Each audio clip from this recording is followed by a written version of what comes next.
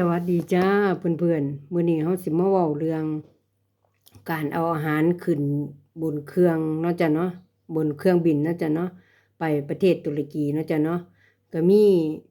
เจอหลายเคสหลายรายนะจ้ะเนาะที่เพิ่นห้ามเพราะว่าทุกมื้อนี้มันก็มีคนหลายๆชาติหลายๆประเทศนะจ้ะเนาะที่เข้ามาในประเทศไทยแล้วขนของผิดกฎหมายเข้าประเทศตุรกีเพราะว่าตุรกีมันมีฟรีวีซ่าเดือนหนึ่งนะจ๊ะเนาะอ่าทุกคนก็สิคิดว่ามันง่ายนะจ๊ะเนาะบางเทื่อนะจ๊ะเนาะแต่กี้แม่นอยู่จ้ะบัดที่นี่พอเจอหลายๆแล้วมันก็ยากนะจ๊ะเนาะอ่าพวกเนื้อสัตว์จังซี่นะจ๊ะเนื้องัวเนื้อหมูจังซี่ก็เข้าบ่ได้นะจ๊ะเนาะแล้วก็เป็นพวกอ่า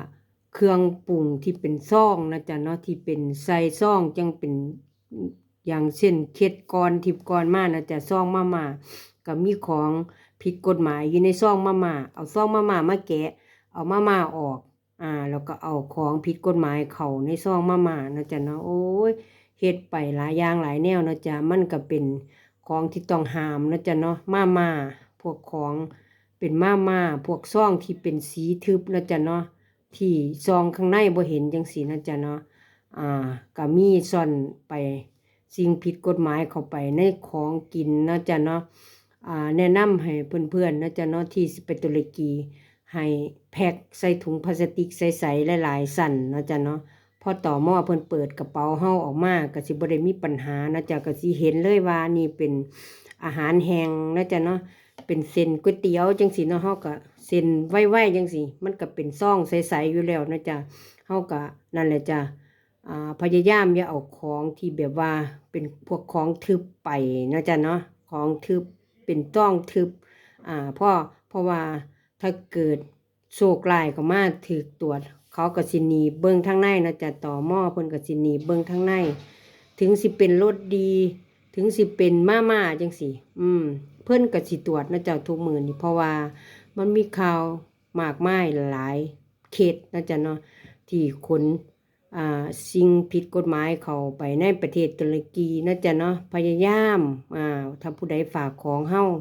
ถึงสิเป็นคนรู้จักกันถึงสิเป็นเพื่อนกันถึงสิเป็นเพื่อนสนิทกันถึงสิเป็นพ่อแม่พี่น้องเฮาก็ต้องเบิ่งซะเกินนะจ๊ะตรวจซะเกินก่อนสิเอาของแพ็คลงกระเป๋าเพื่อนๆฝากหิ้วผู้ใดฝากหิ้วเฮาก็ต้องเบิ่งซะเกินว่ามันมีหยังแน่เราก็เฮาจังมาใส่ถุงพลาสติกใสใหม่ได้จ้ะเด้ออันนี้ฝากบอกนะจ๊ะเนาะถ้าเกิดอีหยังมาแล้วก็บ่มีผู้ใดซอยเหลือเฮาได้เด้จ้ะถ้าเกิดว่าเฮาหิวมาเอ้าจักแล้วเขาให้ข่อยมาอีกเทื่อนึงกรณีเขาปฏิเสธจังซี่เฮาก็จบเลยนะจ๊ะเนาะผู้ที่ติดคุกก็คือผู้ที่เฮาหิวไปนะจ๊ะเนาะอันละจ้ะให้เบิ่งดีๆนะจ๊ะเนาะฝากมาเตือนเพื่อนๆนะจ๊ะเนาะอันนี้คือเจอหลายแล้วคือจังพี่วันตอนนี้มาประเทศไทยเพื่อนเพิ่นฝากพี่วันก็สิเบิ่งซะเกินเนาะจ๊ะเนาะว่ามีหยังแน่ถ้าบ่เป็นซองใสๆก็สิแกะออกใส่ซองใสๆเด้อจ้ะเด้อเพราะว่าช่วงนี้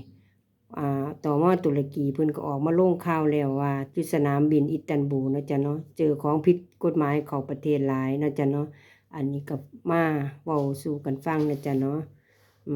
สำหรับมื้อนี้ก็